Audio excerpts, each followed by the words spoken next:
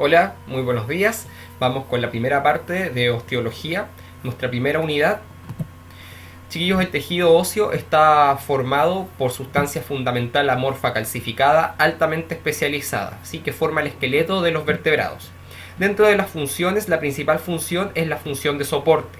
¿Sí? También ayuda en lo que es mecánica y palancas como insertor de músculos y tendones sobre los huesos. Otra función muy importante es la función de proteger, la de protección. ¿Proteger qué cosa? Órganos vitales, como por ejemplo el corazón, los pulmones, grandes vasos y el cerebro. Ayuda al metabolismo del calcio y produce en los huesos largos la hematopoiesis. ¿Qué es la hematopoiesis? La generación de células sanguíneas. ¿Sí? Las células sanguíneas se producen en el hueso esponjoso ubicado en los huesos largos. Dentro de las células óseas hay varias. Las principales son el osteoclasto y el osteoblasto. El osteoblasto encargado de formar tejido óseo y el osteoclasto de destruir el tejido óseo. Esto nos va a ayudar a modelar los huesos cuando se produce algún tipo de lesión, por ejemplo una fractura, a dejar el hueso en su forma original. Una patología muy común es el aumento del osteoclasto, produce osteoporosis. ¿Sí? Cuando hay un aumento exacerbado del osteoclasto, tenemos una patología, en este caso es la osteoporosis. La estructura ósea, el hueso tiene una estructura clara y es para todos los huesos iguales. En su parte externa vamos a tener hueso compacto, ¿sí? Que es una masa densa, sin cavidad visible y se ubica en este caso en la periferia de los huesos.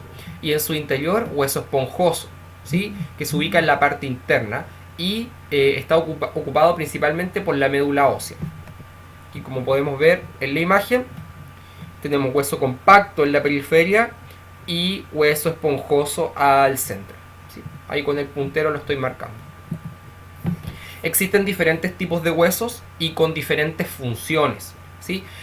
Los huesos planos son aquellos huesos que requieren una mayor densidad, necesitan ser muy resistentes, como los huesos del cráneo, ¿cierto? Los huesos del cráneo son huesos planos. El esternón, un hueso plano. Existen también los huesos largos, ¿sí? Ahí le estoy mostrando, este es el húmero, un hueso del brazo, ¿cierto? El húmero, el radio, la ulna, el fémur son huesos largos que permiten una mayor palanca, una mayor longitud. Huesos irregulares como las vértebras. Huesos sesamoideos, el principal hueso sesamoideo acá es la patela en nuestro cuerpo, ¿sí? Que es un hueso único que crece, ¿sí? Que ayuda como polea. Y huesos cortos como los huesos del carpo, que son los huesos de la mano. Dentro de los huesos largos tenemos una estructura que debe aprender, que es básicamente la epífisis proximal, luego la metáfisis, el cuerpo del hueso o diáfisis. La metáfisis une la epífisis con la diáfisis y una epífisis distal. ¿Sí? Esto es en los huesos largos.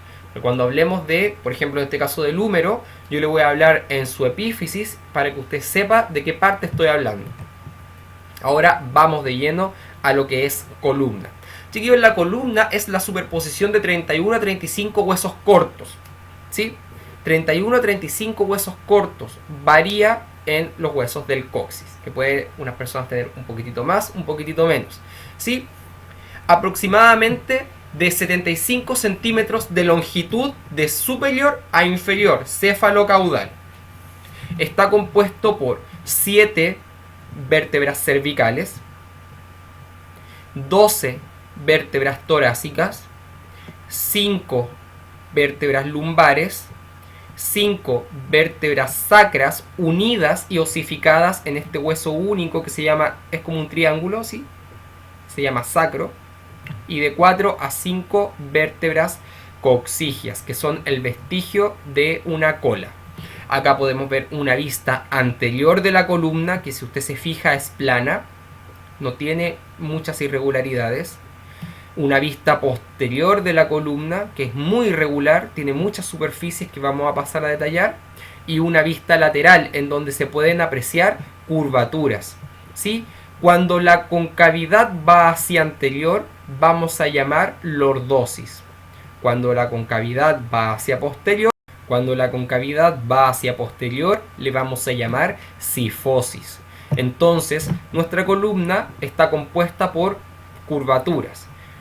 Una lordosis cervical, una cifosis torácica, una lordosis lumbar y una cifosis sacrococcígea. Las vértebras, si bien todas son vértebras, existen diferencias por segmento. O sea, las vértebras cervicales son diferentes a las vértebras torácicas y diferentes a las vértebras lumbares.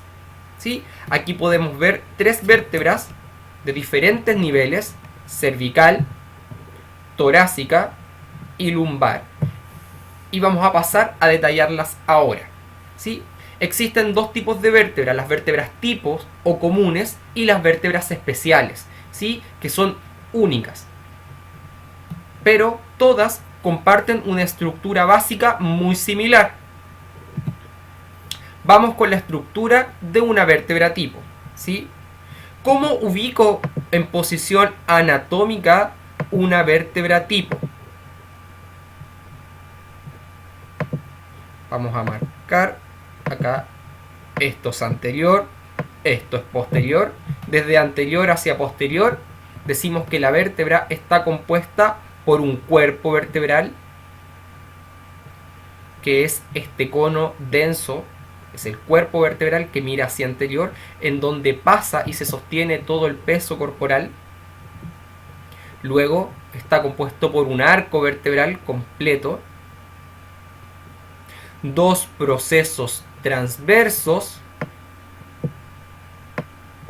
y un proceso espinoso que mira hacia posterior. ¿Sí? El arco vertebral está compuesto por 2 estructuras. Desde el cuerpo hacia posterior, un pedículo. Y desde los procesos transversos hacia posterior, una lámina que finaliza en este proceso espinoso. Entre lámina y pedículo lo atraviesa de superior a inferior cefalocaudal los procesos articulares que articula una vértebra con la otra. ¿Sí? Acá en esta imagen podemos encontrar las estructuras por separado. Tenemos un cuerpo, tenemos el arco, que lo vamos a dividir en lámina y en pedículo, procesos transversos 2, proceso espinoso que mira hacia posterior 1 y los procesos articulares, que son 4, 2 superiores y 2 inferiores.